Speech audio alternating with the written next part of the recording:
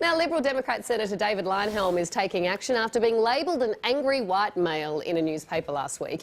He's lodged a complaint with the Human Rights Commission in a bid to repeal Section 18C of Australia's Racial Discrimination Act, which he believes suppresses free speech.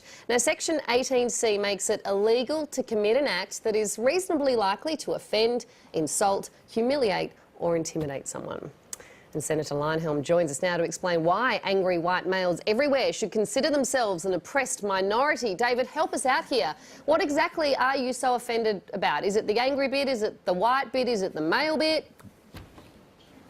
I'm not angry and I don't regard myself as an oppressed minority. What I'm seeking to establish is that what Mark Kenny wrote about me in an article in a newspaper is unlawful under Section 18C of the Racial Discrimination Act. Now, I want that section of the Racial Discrimination Act repealed because it intrudes the law into feelings, just feelings, nothing else. And so I'm using it to highlight the absurdity of it. So, Senator, you're bringing this action to demonstrate that the law is too vast and is ridiculous. If you bring this action and you lose, will you admit that Section 18C of the Racial Discrimination Act is not the limitation on free speech that you're claiming it is? No, all I'll admit is that my particular case failed.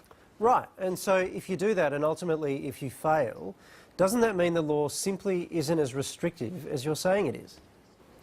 No, all it means is the law is, in my particular case, doesn't make it unlawful for Mr Kenny to say what he said. Right, so, and you've just said that you think the problem with the law is it's so restrictive that this is a breach.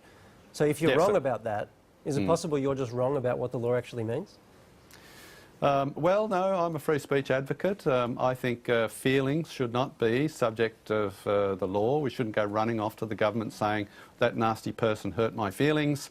We used to say, sticks and stones will break my bones, but names will never hurt me. Now, when you get called names, you go running off to the government. But David, were any of your feelings hurt in that article? I mean, angry white male's one thing, but you're also called boorish. Did that hurt you? No. My feelings are not relevant to the case. The law doesn't require my feelings to be hurt. Now, as it happens, I think my feelings are up to me. I choose how I feel. A supercilious know-all? Did it hurt your feelings at all? If somebody had said that who I respected, well, you know, I might take offence at it. The one that really got me was the infantile reasoning.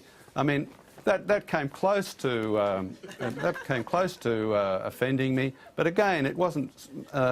You know, if it was said by somebody who I have respect for, and there's not a lot of people in that category, then I probably would have been offended. Are you saying you don't respect me as well? Because I repeated those accusations, Mr Leyonhjelm.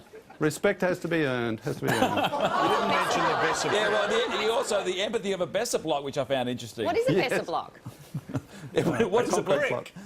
Yeah, but what kind of brick? The one your local tennis club's made out of, a grey brick with a hole in the middle. Oh, wow. That's the most empathetic brick. David, thank you very much for your time. Okay. We've learned a lot tonight, haven't we? We have. All right.